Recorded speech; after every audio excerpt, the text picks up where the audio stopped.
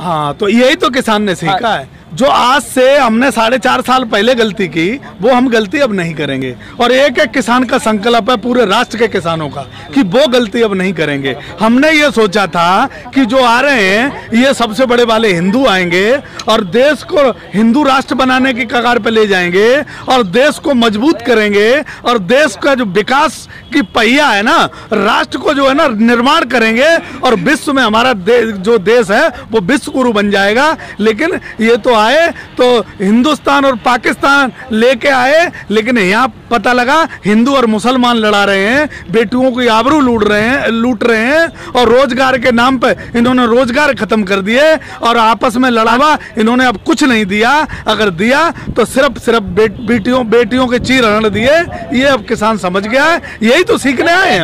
अभियान तो चलाया है ना, बेटी बचाओ अभियान चलाया, बहुत बढ़िया चल रहा है। लखीमपुर खीरी में, उन्नाव में, कन्नौज में, बागपत में, बड़ौत में, आजमगढ़ में जिस तरीके से 4 साल में बेटियों की आबरू लूटी गई वो बहुत बढ़िया चल रहा है। तो बेटियां सब समझ रही हैं, देश पूरा समझ रहा है। और जो हमें लोकतंत्र की परिभाषा यहाँ सीखनी चाहिए थी, सब किसानों ने यहाँ सीखा कि हमारे कौन हित में है, कौन हित में नहीं है, देश को कौन बचा सकता है, कौन नहीं बचा सकता है। जो 70 साल तक ये हमें गालियां देते रहे कि 70 साल तक देश लुटता रहा, मुझे लगता है कि 7 साल में जो देश को दर्द दिया, जो देश को जख्म दिए, जो किसानों को जख्म दिए, वो किसान 70 साल तक अब नहीं भूलेगा। अखिलेश की जब सरकार थी तब यही बीजेपी कहा करती थी कि यूपी में गुंडा राज है, सपाइयों का गुंडा राज चल रहा है, लेकिन क्या अब वही योगी राज में भी बिल्कुल तुम ठीक कह रहे हो। जब अखिलेश की सरकार थी तो विकास हमें दिखाई नहीं देता था, गुंडा राज दिखाई देता था,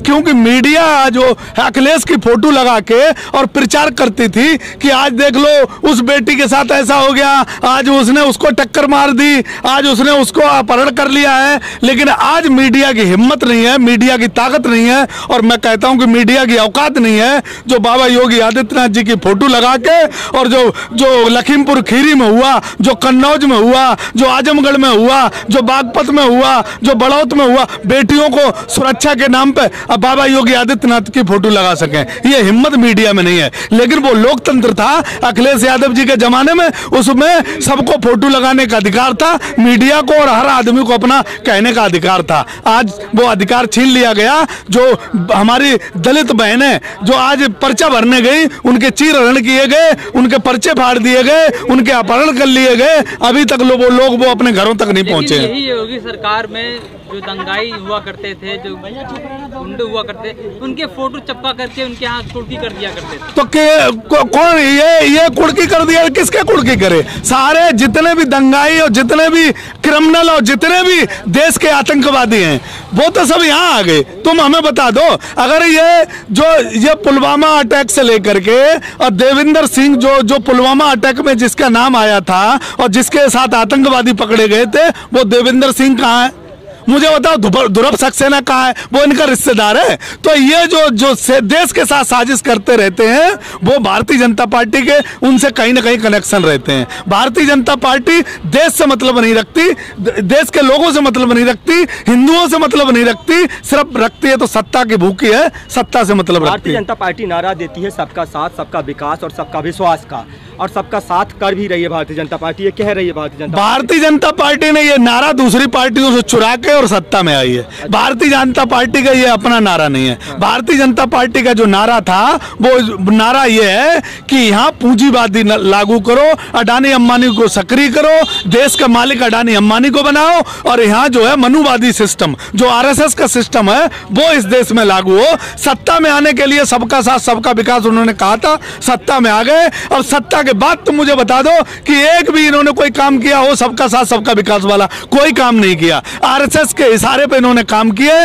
और मनुवादी व्यवस्था जो आरएसएस की है वो लागू किया, और इन्होंने सिर्फ गरीब को गरीब किया और अमीर को अमीर किया। ये इनकी प्लानिंग है। आपने आरएसएस की बात की तो लगे हाथ में आपसे सवाल पूछ लेता हूँ। आरएसएस के जो सरसंचालक हैं मोहन भागवत का भी बयान आया और उन्होंने कहा कि मुसलमान भी इस देश का हिस्सा है, और जो मुसलमानों की लिंचिंग करते हैं या मुसलमानों को देश से बाहर जाने की बात करते हैं वो हिंदुत्व नहीं हो सकते, हिंदुत्व के विरोधी है।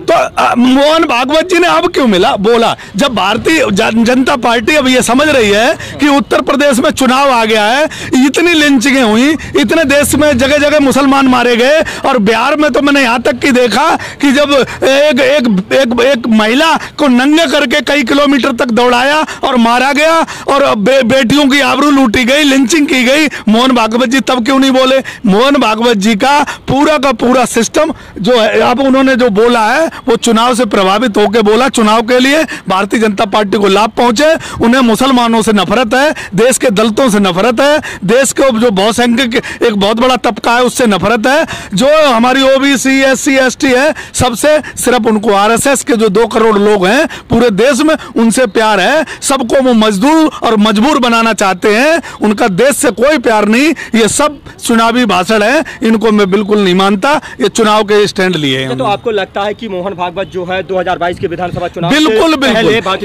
की पिच तैयार कर, मोहन भागवत जी भारतीय जनता पार्टी की पिच तैयार कर रहे हैं, और ऐसी पिच पे वो अपना कहीं ना कहीं गेम फेंकते रहेंगे, बॉल फेंकते रहेंगे, जो कि मीडिया में एक चर्चा का विषय बनता रहे। मीडिया को जो बेटियों की आबरू लुट रही है, बेटियों की इज्जत लुट रही है, इतने अपहरण हो रहे हैं, बलात्कार हो रहे हैं, कांड हो रहे हैं, जो गोलियों से दागे जा रहे हैं लोगों के दिन दहाड़े, जो उत्तर प्रदेश में एकदम जंगल राज्य है, उसको छिपाने के लिए भारतीय जनता पार्टी कहीं ना कहीं से कुछ न कुछ बुलवाती रहेगी, चाहे संघ संचालक से बुलवाना पड़े, चाहे ओवैसी से बुलवाना पड़े, चाहे वो किसी से भी बुलवाना पड़े, भारतीय जनता पार्टी ऐसे काम करती रहेगी। क्या उत्तर प्रदेश में जब बीजेपी की सरकार नहीं थी, क्या उससे पहले लिंचिंग नहीं होती थी? लिंचिंग भारतीय जनता, सुन लो मेरी बात, उत्तर प्रदेश में जब योगी आदित्यनाथ जी की सरकार नहीं थी, जब लिंचिंग होती थी तो उसको सजा मिलती थी, और वो सजा ऐसी मिलती थी कि दोबारा हिम्मत नहीं करता था। अब भारतीय जनता पार्टी में जितनी लिंचिंग हुई है उनका सम्मान किया जाता है, और एक देश के मंत्री सम्मान करते हैं।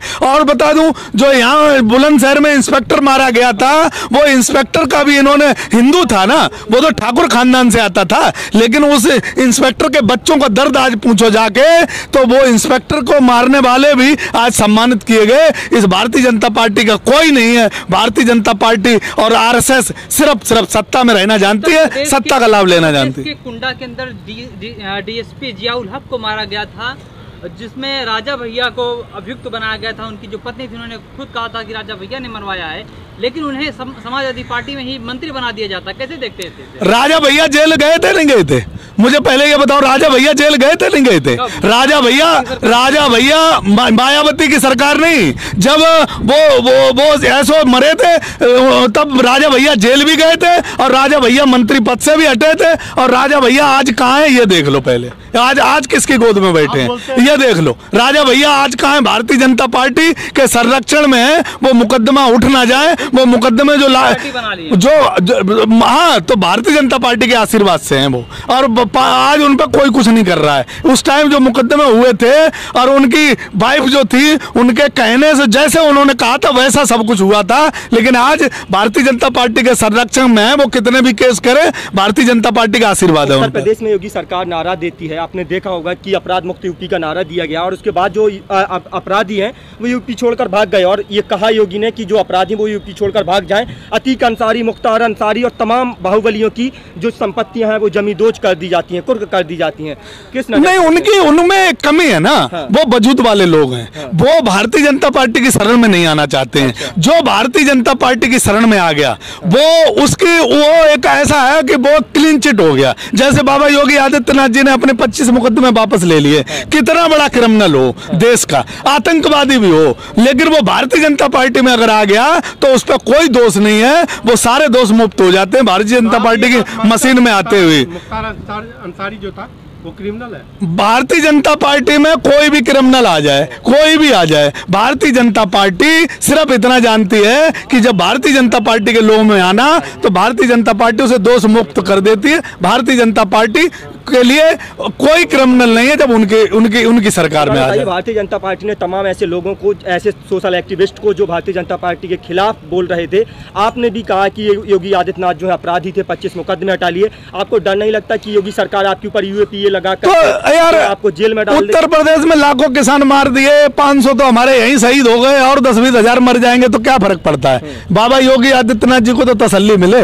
अगर सच्चाई कहने से अगर मौत आती होगी तो तो मुझे लगता है कि सबसे पहले किसान की मौत आएगी, क्योंकि सच बोलने से किसान कभी पीछे नहीं हटता। तो किसान तो ऐसे रहेगा ही नहीं, देश में सब मर जाएंगे। तो किसान सच बोलता है, किसान राष्ट्र हित में काम करता है, किसान राष्ट्र के लिए जीता है और अपनी जितनी औलादें होती हैं वो राष्ट्र के लिए देता है। किसान पे कोई फर्क नहीं पड़ता, सच बोलेगा, इल्जाम कुछ भी हो। भारतीय जनता पार्टी की पंचायत चुनाव की जीत को किस नज़र से देखते हैं? भारतीय जनता पार्टी की पंचायत नहीं हुई जीत, वो जीत अधिकारियों की हुई, वो जीत वहाँ के डीएम और एसपी की हुई, वो जीत जो है गुंडई की हुई, वो जीत लोकतंत्र की नहीं हुई। लोकतंत्र आ रहा है, जीत उसे नहीं कहते। हम ये मानते हैं कि लोकतंत्र का अपहरण हुआ है। ये अपहरण अब जनता डायरेक्ट वोट देगी।